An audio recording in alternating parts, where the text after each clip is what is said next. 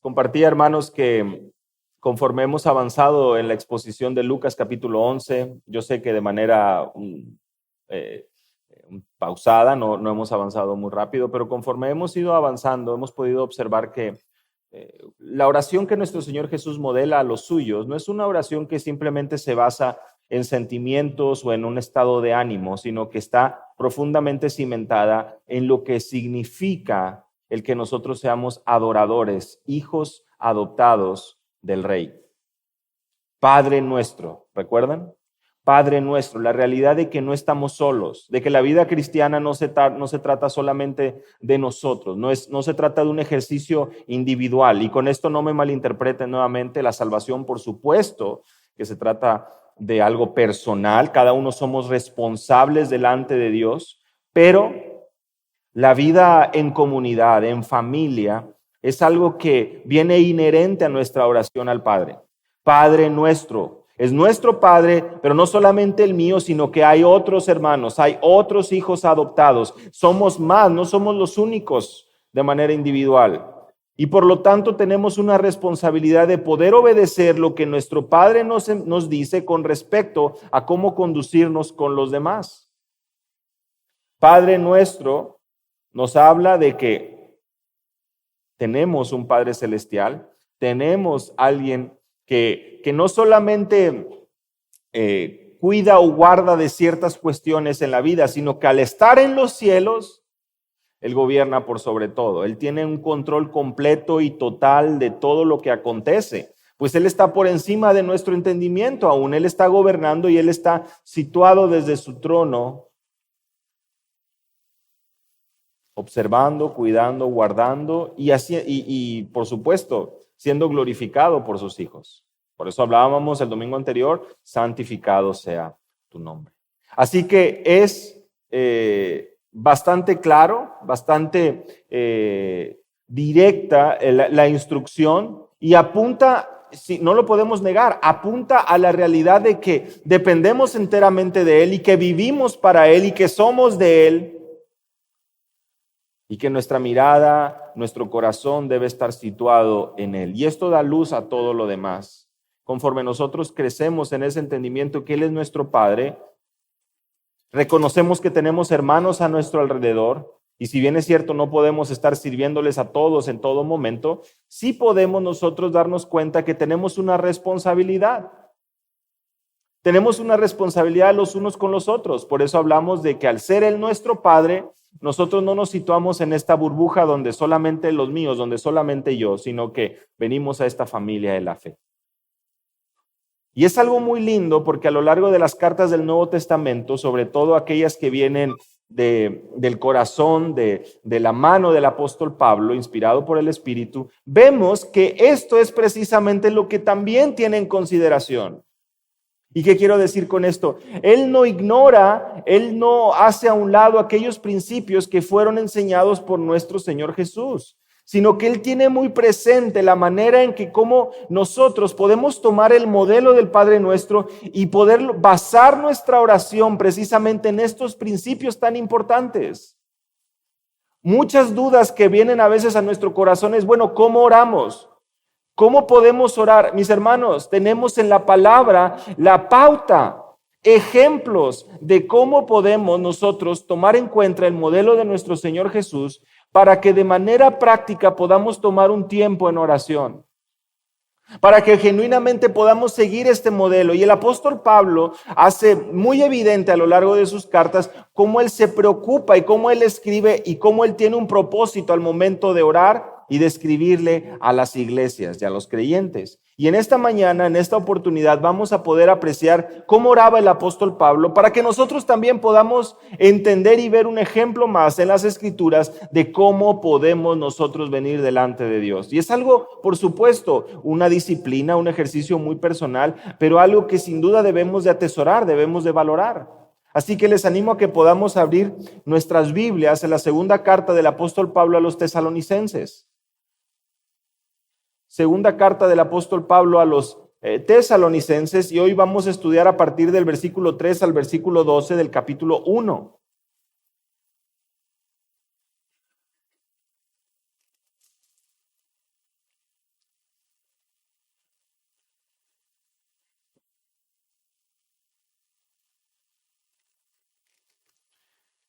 Y de manera muy práctica, hermanos, vamos a poder observar cómo el apóstol Pablo modela lo que es una oración bíblica. En la escuela dominical de la semana pasada estudiábamos cómo situar nuestra mente y pensar y actuar y practicar una vida bíblica, una vida que está sustentada, que está fundada en principios bíblicos para tomar decisiones de la vida diaria. Y una de las disciplinas de nuestra vida diaria como hijos de Dios es orar. Así que puede surgir esa pregunta, bueno, ¿cómo podemos orar bíblicamente? ¿Cómo puedo yo seguir un patrón o ser ayudado y de manera práctica ver cómo los apóstoles entendieron el Padre Nuestro, lo apropiaron, lo tomaron como modelo, como base, y ellos expresan sus oraciones? Y vean conmigo ahí a partir del versículo 3. Siempre tenemos que dar gracias a Dios por vosotros, hermanos, como es justo, porque vuestra fe aumenta grandemente y el amor de cada uno de vosotros hacia los demás abunda más y más. De manera que nosotros mismos hablamos con orgullo de vosotros entre las iglesias de Dios por vuestra perseverancia y fe en medio de todas las persecuciones y aflicciones que soportáis. Es el apóstol Pablo, y dice ahí versículo 1, Silvano y Timoteo a la iglesia de los tesalonicenses, en Dios nuestro Padre, en el Señor Jesucristo, gracia a vosotros y paz de Dios el Padre y del Señor Jesucristo. Versículos 1 y 2. En estos primeros 4 versículos me gustaría que pudiéramos observar la gratitud que hay primeramente en el corazón de Pablo al escribir y al orar por los tesalonicenses. El primer punto, y que va a dar este primer dominó, ¿verdad? Que al momento de ser golpeado va a ir derribando todos los demás, que nos va a ir ayudando en el camino. A lo mejor esa primera luz que se enciende y conforme vamos avanzando van encendiéndose las demás, es la gratitud. Observen ustedes cómo el apóstol Pablo tiene muy en mente a quiénes va dirigida la carta y además menciona y tiene en consideración la gracia de Dios, la gracia del Señor Jesucristo, la paz que tenemos delante de Él.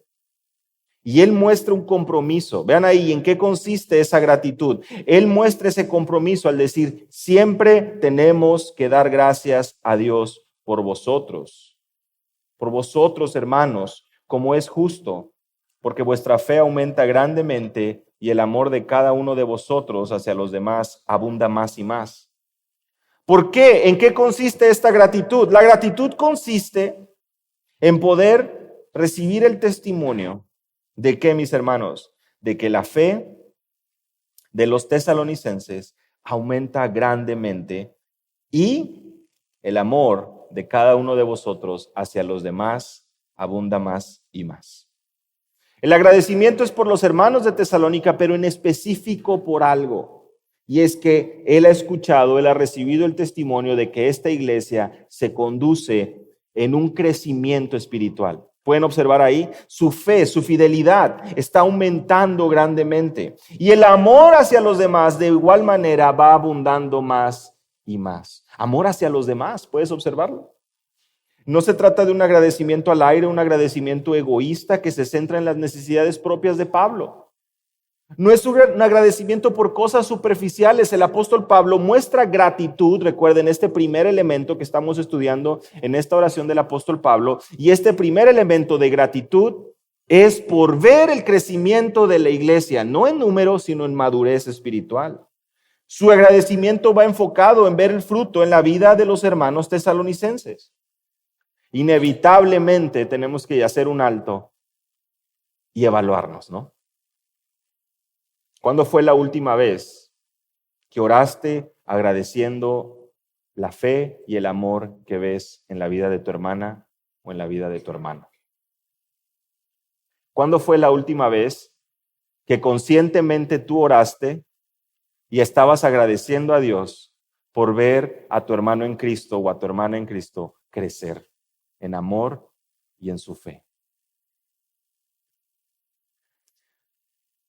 Es por eso que estamos evaluando y estudiando la oración del apóstol Pablo, para que podamos encontrar un modelo bíblico de cómo orar y para poder ser evaluados, mis hermanos. ¿Queremos orar bíblicamente?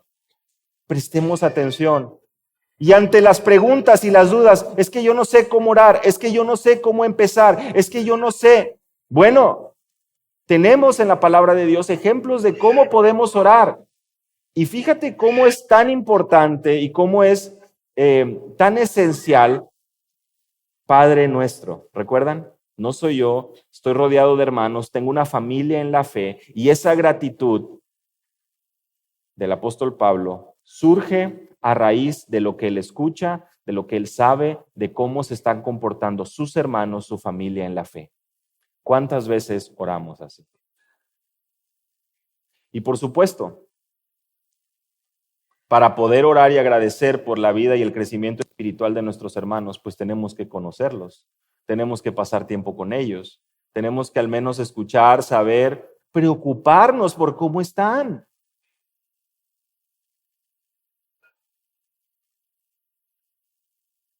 Pero si evitamos el contacto o las relaciones con otros, ¿cómo puedes agradecer? ¿Cómo puedes agradecer a Dios por otros si no pasas ese tiempo con tus hermanos en comunión? Si no nos preocupamos más que por nosotros, ¿cómo es que podés seguir el ejemplo del apóstol Pablo al orar? No hay manera. Porque estás ignorando la realidad que encontramos desde un inicio en el Padre Nuestro, la realidad de que somos parte de una familia en la fe. Y al ignorar, todavía ni siquiera llegamos a las necesidades, hermanos. ¿Te das cuenta? Estamos en la parte de la gratitud. Porque no solamente se trata de agradecer por el trabajo que tengo, no solamente se trata de agradecer por el pan que yo tengo, no solamente se trata de agradecer por todo lo que Dios me da, pero también agradecer por el fruto que yo estoy viendo en la vida de mis hermanos, por el compromiso que yo estoy viendo en la vida de otros. Algunos de ustedes, de los presentes, miren cómo es el Señor que providencialmente nos da estas oportunidades y en este momento de poder estar observando esto. Algunos de los presentes ya están anotados en estos equipos para servir en la congregación. Porque a veces tenemos esta realidad, estas excusas, podemos decir, justificaciones. Es que no tengo tiempo de compartir con otros hermanos porque tengo que salir muy rápido, tengo esto. Bueno, el Señor en su bondad nos permite llegar a este lugar donde ahora tenemos ciertas responsabilidades que cubrir. Algunos de los presentes aquí estuvieron desde muy temprano para poder preparar el salón, limpiarlo por el evento que hubo anoche, otros estuvieron acomodando el sonido y otros van a estar ahí atendiéndoles y sirviéndoles en el break más adelante. Pequeños grupos y equipos. Bueno, ahí está la oportunidad para que puedas conocer a otros. Ahí está la oportunidad para que tú te puedas involucrar y saber y conocer de otros. Venir y servir juntos a la iglesia permite que tu corazón pueda abrirse a ver el crecimiento espiritual de otros, a poder también tener parte en la vida de otros, el poder escuchar de las necesidades de otros. Somos miembros de una familia, de una misma familia y nos necesitamos. Y es un privilegio, como lo estamos observando, que en el corazón del creyente pueda existir esa gratitud al ver el crecimiento de otros, al ver la madurez espiritual de otros, al ver el compromiso de otros por su iglesia local, su amor, su devoción, su deseo de servir a los niños. Por ejemplo, el equipo que sirve con los niños, ahí está un ejemplo muy claro de cómo ellos ya tienen un tiempo trabajando en estos equipos, en estas oportunidades para que puedan estar involucrados en las vidas de otros. Mis hermanos, porque a veces nos sucede, somos muy egoístas y solo pensamos en nuestro dolor, en nuestra necesidad, en que estén otros orando, porque estamos pasando, atravesando situaciones, oportunidades de trabajo, falta de empleo, pruebas, tribulaciones. Y es bueno. Pero ¿cómo otros van a saber cómo orar por nosotros? ¿Y cómo tú vas a saber cómo orar por otros si no es que tenemos esas oportunidades para poder compartir un tiempo juntos? Versículo 4, de manera que nosotros mismos hablamos con orgullo de vosotros entre las iglesias de Dios por vuestra perseverancia y fe en medio de todas las persecuciones y aflicciones que soportáis. Vean cómo el agradecimiento continúa y ahora se sitúa en algo muy interesante. Dice el apóstol Pablo, nosotros mismos hablamos con orgullo. ¿Y qué tipo de orgullo puede ser este? Bueno, no puede ser un orgullo pecaminoso, porque la oración que estamos observando, primeramente busca, como veremos en la parte final, glorificar el nombre de nuestro Dios. El orgullo no tiene lugar, el orgullo busca robarle a Dios de su gloria y eso es algo que no puede ser. Entonces, lo que el apóstol Pablo está mencionando aquí cuando habla de ese orgullo, de esa felicidad, de ese jactarse, por ejemplo, hablamos en el Nuevo Testamento de cómo nos gloriamos en Jesucristo, que nuestra gloria no está en nada más, que no estamos encontrando un motivo de orgullo en otras cosas. Bueno, el apóstol Pablo menciona y dice, nosotros mismos hablamos con ese orgullo, con esa gloria de vosotros entre las iglesias de Dios. Nosotros hablamos del poder ver cómo ustedes están mostrando este compromiso de amor que abunda más y más y de una fe que de igual manera va creciendo. Pero vean ahí cómo concluye el versículo 4. Por vuestra perseverancia, es decir, por vuestra firmeza, es decir, por vuestra paciencia y fe en medio de todas las persecuciones y aflicciones que soportáis. Vimos primeramente que hablábamos de una fe y de un amor, de un agradecimiento en concreto por una fe y por un amor. Y ahora hablamos de un agradecimiento que también tiene en consideración una perseverancia, una firmeza y un amor. Pero esta perseverancia y esta fe que se muestra en medio de las persecuciones y aflicciones que soportáis. Puedes observar ahí, puedes ver que hay fruto porque hay persecuciones, porque hay aflicciones, porque hay dificultades. Y estos creyentes, los tesalonicenses, están mostrando ese fruto en medio de la dificultad, en medio de las tribulaciones. Pero no solamente es un amor y una fe, sino también ahora se nos menciona una perseverancia, o sea, una firmeza y una fe. Esto significa que lejos de existir queja, que lejos de existir flaqueza o deserción entre los tesalonicenses, había una convicción que los llevaba a seguir adelante sin claudicar. Recuerden, estamos en este primer bloque que habla de la gratitud. ¿Cómo es que tú oras y agradeces ante la fe que es mostrada por tu hermano en medio de la tribulación? ¿Te anima el saber que tu hermano o tu hermana están siendo fortalecidos a través de la prueba? ¿Produce en ti un agradecimiento a Dios el saber que tu hermano o tu hermana están pasando por una prueba y están perseverando? ¿Te produce gratitud en el corazón el saber que tu hermano o tu hermana está perseverando firmemente a través de la prueba? ¿Te produce tanto agradecimiento que en tu oración tú ocupas un lugar para agradecer a Dios por la vida de tu hermano o tu hermana? ¿O tu egoísmo y envidia disfrutan al ver a tu hermano pasar por tribulación y fallar? Porque esa es la realidad de nuestro corazón egoísta. O es una cosa o es otra. O está en nuestro corazón ese sentimiento de ya le tocaba para que aprenda, ¿verdad? A ver si es cierto. A ver si como era tan bueno para estar evaluando y juzgando a otros, a ver si ahora él mismo aprende y entiende. No, hermanos, eso no puede tener lugar en el corazón del cristiano.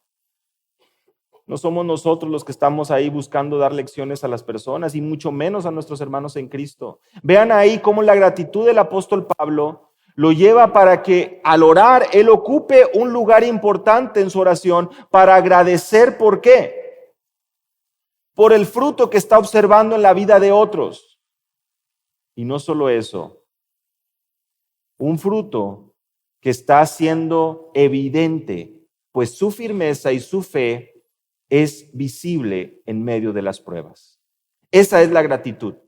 Esa es la gratitud que viene adornando, dando color a la oración del apóstol Pablo. Una gratitud que no es egoísta, una gratitud que no se basa en lo que él está recibiendo, sino en un gozo genuino al observar a sus hermanos crecer, madurar, dar fruto para la gloria de Dios. Qué bello, ¿no?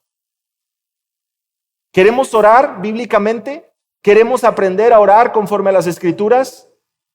Es necesario preocuparnos, observar, invitar, pasar tiempo con otros. Pues si Él es nuestro Padre, yo no soy el único hijo, ¿eh? Tenemos una familia en la fe, somos varios y nos necesitamos. Y recordando un poco las palabras de nuestro Señor Jesús, es el amor lo que debe distinguir la relación entre nosotros. Esta convicción, mis hermanos, de perseverar, esta firmeza de seguir adelante ante la prueba nos lleva a nuestro siguiente punto. Y esto es la certeza. Ya observamos la gratitud en estos versos 3 y 4. La gratitud, este pilar importante. Ahora vamos a este segundo pilar, versos 5 al 10, la certeza. ¿En qué consiste la certeza? Porque estamos hablando de que los tesalonicenses estaban soportando la prueba. ¿Qué es lo que puede existir en la mente de una persona para continuar honrando a Dios, dando fruto, mostrando fe y amor cuando están pasando por dificultades? ¿Qué es lo que puede guiar a un creyente, a una persona, a vivir de esa manera en medio de las pruebas? Es una certeza. ¿En qué consiste esa certeza? Mis hermanos, es una certeza que lo sabemos bien, se basa en las promesas de nuestro Dios, en el Dios que no miente. Hebreos capítulo 6, versículo 18. En un Dios que es fiel a sus promesas. Vean ahí, versículo 5. Esta es una señal evidente del justo juicio de Dios para que seáis considerados dignos del reino por el cual en verdad estáis sufriendo. Hay un justo juicio de Dios que se avecina. ¿Puedes observarlo ahí? Y estas persecuciones y aflicciones por las que atraviesa mi hermano o mi hermana en Cristo es una señal evidente del justo juicio de Dios que viene.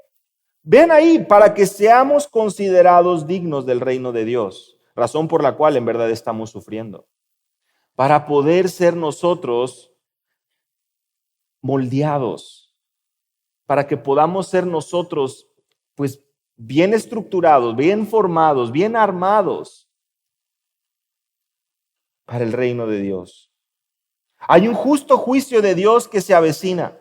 El apóstol Pablo, cuando estaba predicando en Atenas, en Hechos capítulo 17, él les hace ver ahí a su audiencia en ese momento y les dice en el versículo 30 y 31, porque Dios ha pasado por alto los tiempos de ignorancia y Él declara a todos los hombres en todas partes que se arrepientan. Versículo 31 del capítulo 17 de Hechos. Porque Él ha establecido un día en el cual juzgará al mundo en justicia por medio de un hombre a quien ha designado, habiendo presentado pruebas a todos los hombres al resucitarle de entre los muertos. La predicación del apóstol Pablo también hacía hincapié, marcaba el hecho de que viene un justo juicio de Dios. Y vean ahí cómo se describe un justo juicio. No es algo que sea injusto, que no sea algo bueno. No, se trata de un justo juicio de Dios. Y este justo juicio de Dios es evidente, sucederá. Y las pruebas y las situaciones por las cuales está sufriendo tienen el propósito de que el creyente pueda entender la necesidad de ser digno del reino de Dios.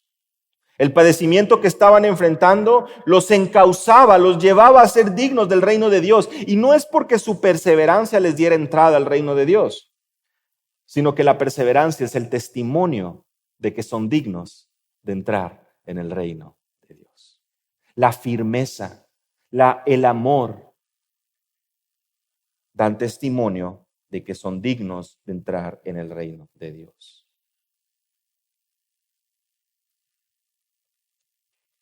Vean ahí el verso 10 cuando se menciona que el testimonio de ellos, del apóstol Pablo, la predicación de la palabra, la parte final del verso 10, ha sido creído por vosotros.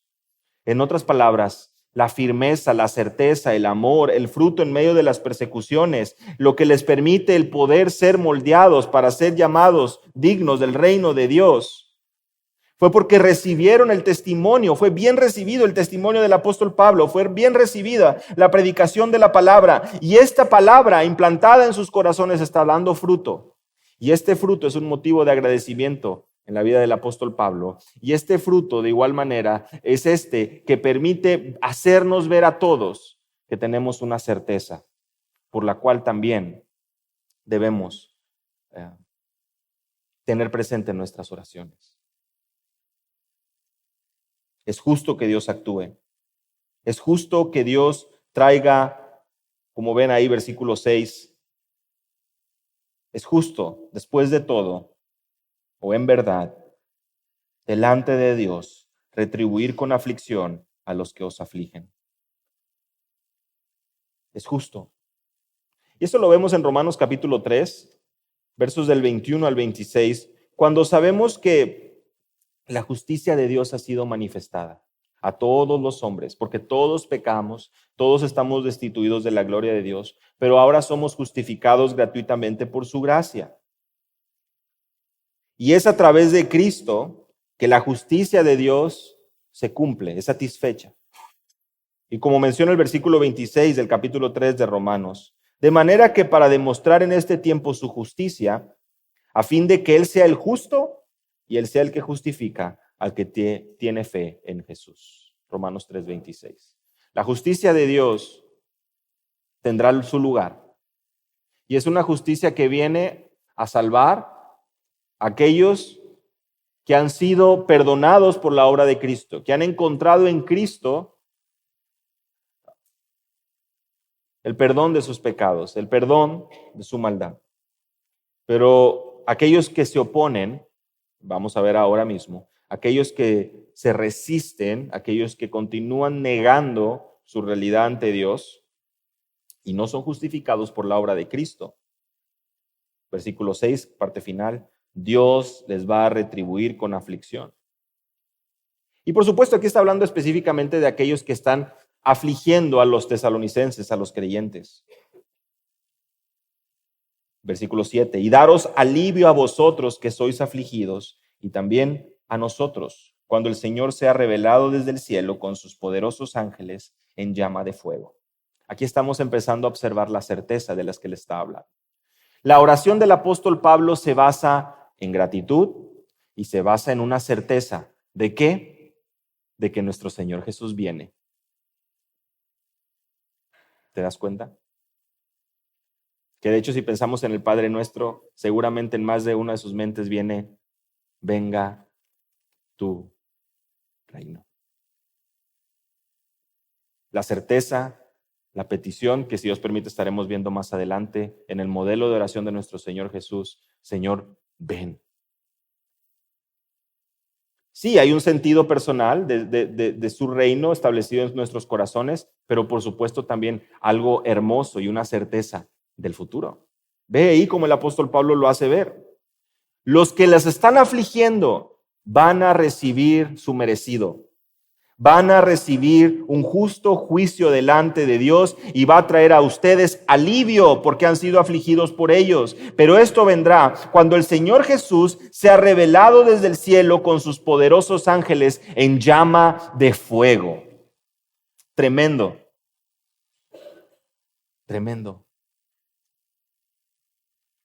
Versículo 8, dando retribución a los que no conocen a Dios, lo que mencionaba hace un momento, y a los que no obedecen el evangelio de nuestro Señor Jesucristo. Estos sufrirán el castigo de eterna destrucción, excluidos de la presencia del Señor y de la gloria de su poder, cuando Él venga para ser glorificado en sus santos en aquel día y para ser admirado entre todos los que han creído, porque nuestro testimonio ha sido creído por vosotros. Avanzamos un poco rápido aquí, pero es que ¿pueden ustedes observar la certeza del apóstol Pablo? El malo va a ser castigado y eso le permite poder tener esa certeza en su oración. Y el poder saber que viene un justo juicio para los malos, no solamente para los que están atribulando, afligiendo a los tesalonicenses, a todos aquellos que no conocen a Dios, a todos aquellos, verso 8, que no obedecen el evangelio de nuestro Señor Jesucristo.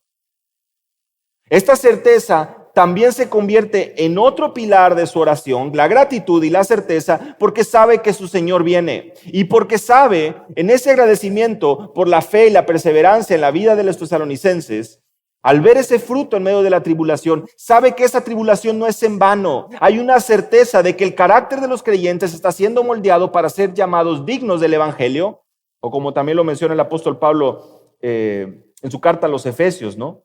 Capítulo 4, verso 1. Que nos tenga que vivamos vidas dignas de su llamado. Bueno, estas tribulaciones les están moldeando para poder entrar en el reino de Dios, porque estas dan fruto de su perseverancia. Pero esta misma certeza y la venida de nuestro Señor Jesús implica un juicio y un castigo para el malo.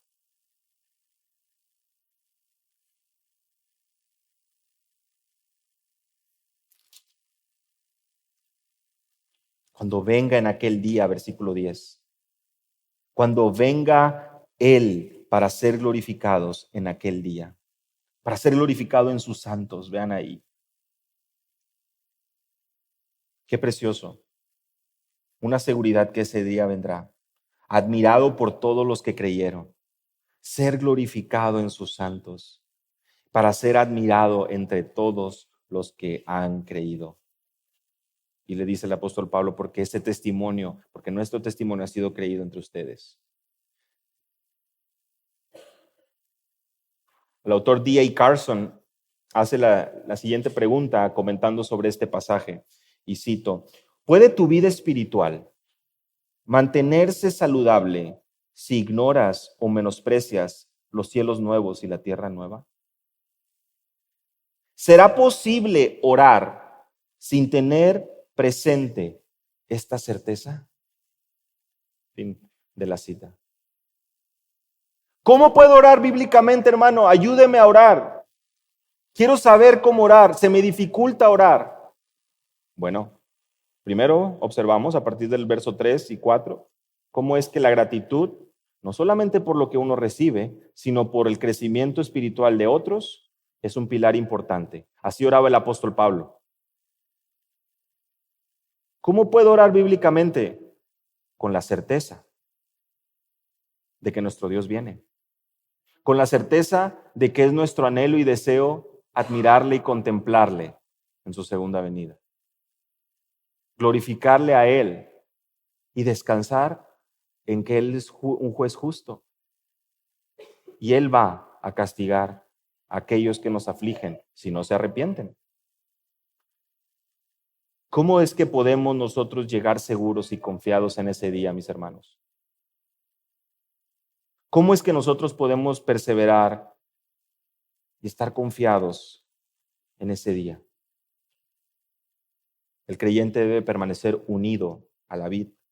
¿Se recuerdan las palabras de Jesús en Juan capítulo 15, verso 4 y 5?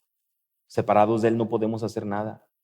Tenemos que estar unidos para poder llevar mucho fruto. Y esto nos lleva a nuestro último pilar, a nuestro último punto en la oración del apóstol Pablo. Ya vimos la gratitud por lo que Dios está haciendo en otros, que eso inevitablemente nos lleva a involucrarnos en las vidas de otros para poder nosotros orar al ver el crecimiento en otros.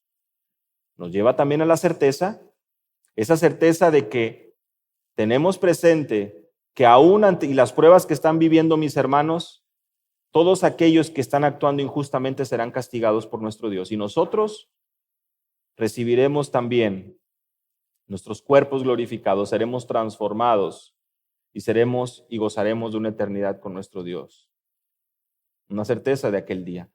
Y finalmente vemos ahora la dependencia.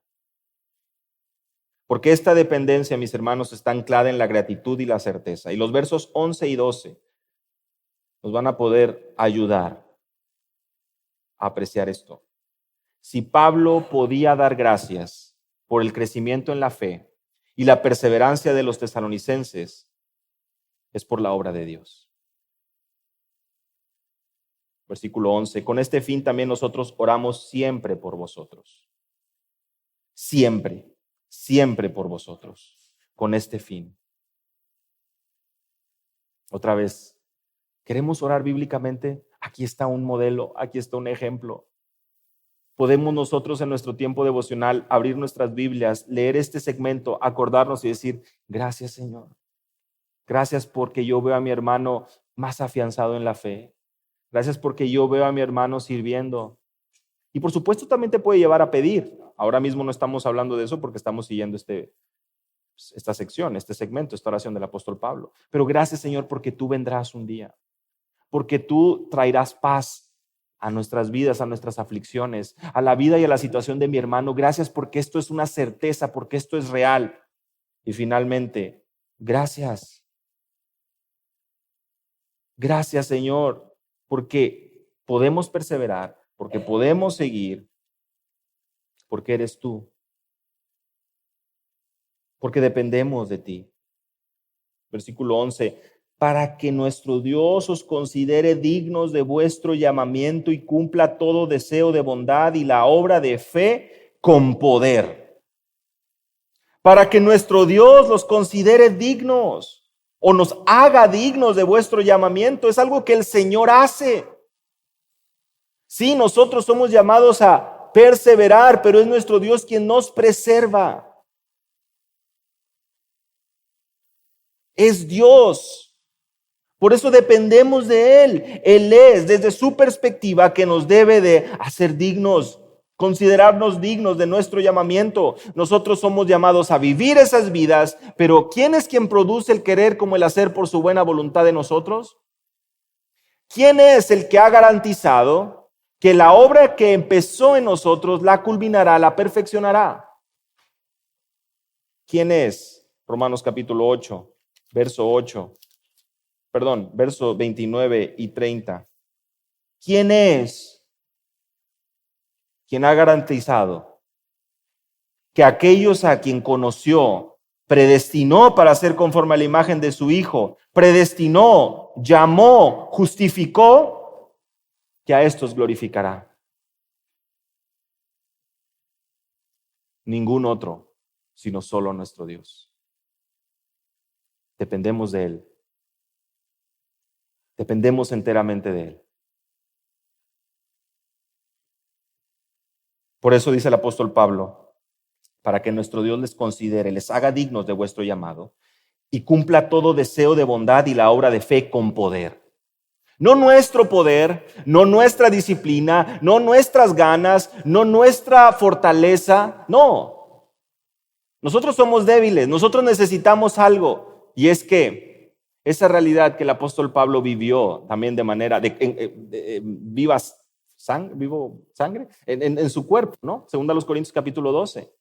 Ese aguijón en la carne, según a los Corintios capítulo 12, ese aguijón en la carne, mostrándole su debilidad al apóstol Pablo, pero haciéndole ver que en su debilidad él puede encontrar fortaleza. Porque el poder de nuestro Dios, el poder, esta palabra que observamos aquí, se perfecciona en nuestra debilidad. ¿Queremos orar conforme a las Escrituras? Agradece. Recuerda esa certeza que tenemos en Él. Pero recuerda cuán dependientes somos de Él.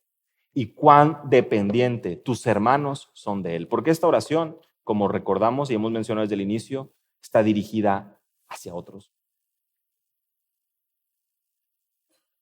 No está enfocada, aunque en este momento ahí sí está incluyéndose ahí, porque que nuestro Dios os considere como creyentes, pero hablando por supuesto y refiriéndose a la iglesia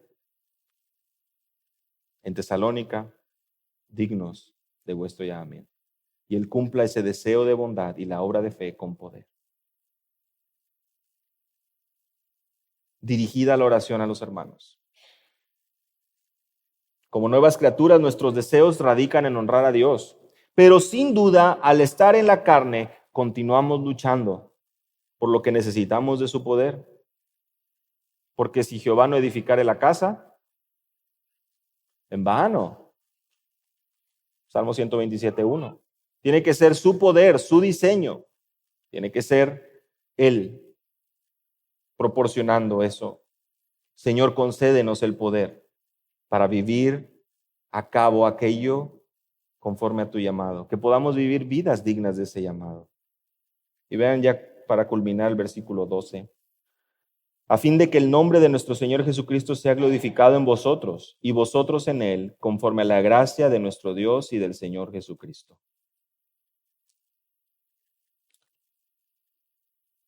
Necesitamos de su poder y el fin para poder obrar conforme a este deseo, conforme a la fe que el Señor produce en nosotros y nos guía y nos fortalece, es de que el nombre de nuestro Señor Jesús sea glorificado. Que el nombre de nuestro Señor Jesús sea glorificado. Lo estudiamos la semana pasada, ¿no? Santificado sea tu nombre.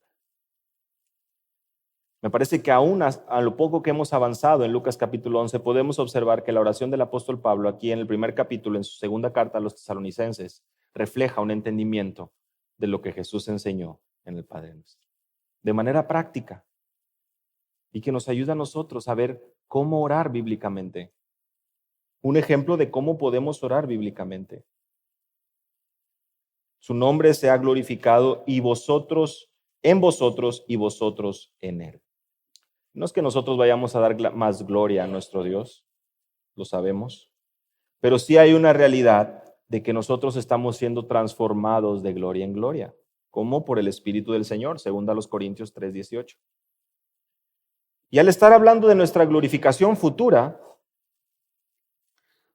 y sabiendo que somos transformados de gloria en gloria, pues inevitablemente tenemos que meditar en que Él es glorificado al llamar para sí a pecadores mortales. Y Él es glorificado al transformar cuerpos mortales, pecaminosos, y glorificarlos. Él se lleva toda la gloria, conforme a la gracia de nuestro Dios y del Señor Jesucristo. No nos olvidemos de eso. No podemos olvidarnos de esto. En su primera carta a los Corintios, en el capítulo 15, en el versículo 10, el apóstol Pablo dice, porque por la gracia de Dios soy lo que soy. Si en ese título profesional dice ingeniero, licenciado, contador, abogado, si en ese diploma, en ese reconocimiento en el trabajo, si en esa acta de matrimonio, si en esa acta de nacimiento de nuestros hijos, viene ahí nuestro nombre, que siempre podamos recordar, por la gracia de Dios, soy lo que soy. Un padre de familia, un profesionista, un trabajador, un ejemplo en mi ambiente laboral, un abuelo, un esposo,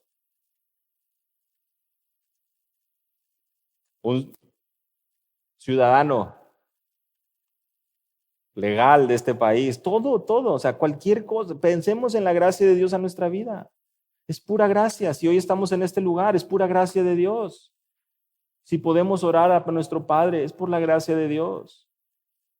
Mis hermanos, si podemos ponernos de pie, sentarnos en estas sillas, si podemos tener la capacidad de leer, es por la gracia de Dios. No merecemos tanto amor, no merecemos esa paciencia, no merecemos que el Dios del universo se haya fijado en nosotros y esté produciendo en nosotros, al transformarnos por completo, ese deseo por continuar haciendo su voluntad. No merecemos eso, es pura gracia. Esta es la petición para los creyentes, que glorifiquen a Dios. Pero esta petición de glorificar a Dios, esta dependencia de Dios enteramente, recordatorio que dependemos de Él, porque Él es quien nos está dotando de su poder para poder honrarlo, está anclado de la gratitud y está anclado de la certeza. Gratitud, certeza y dependencia es lo que observamos aquí en un sentido en la oración del apóstol Pablo. Enfocada al prójimo.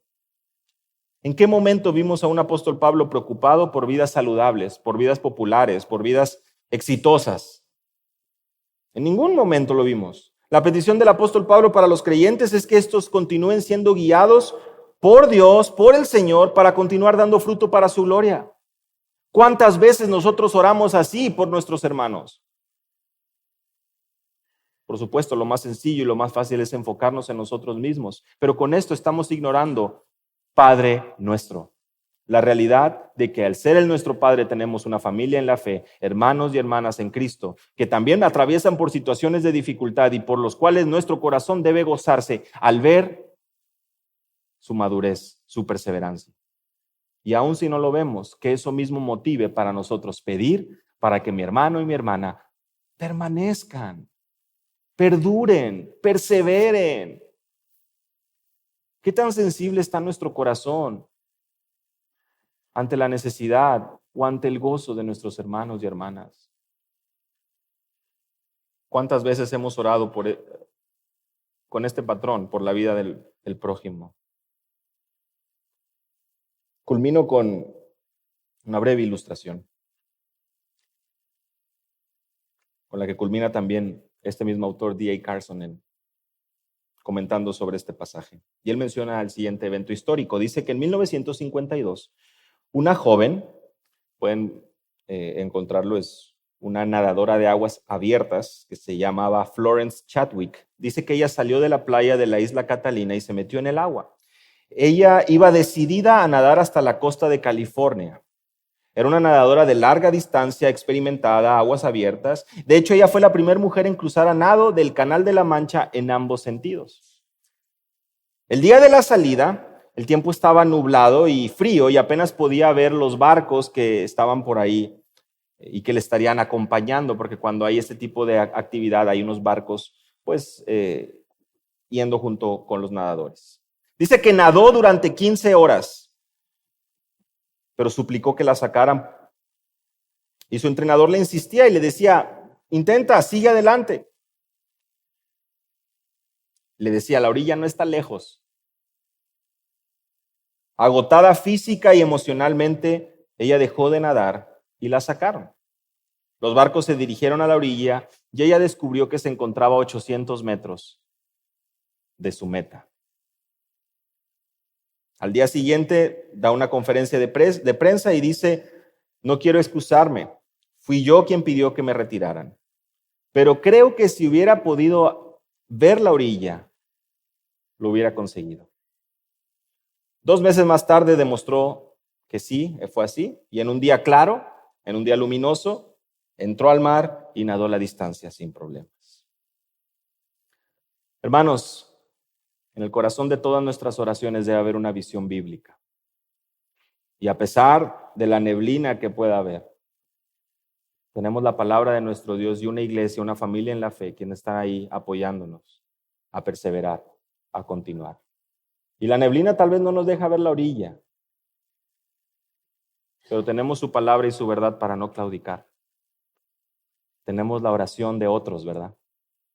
Y creo que con esto queda bastante claro el compromiso que tenemos cada uno de nosotros por orar por nuestros hermanos, de manera que continúen la lucha, continúen la batalla, perseveren hasta el fin.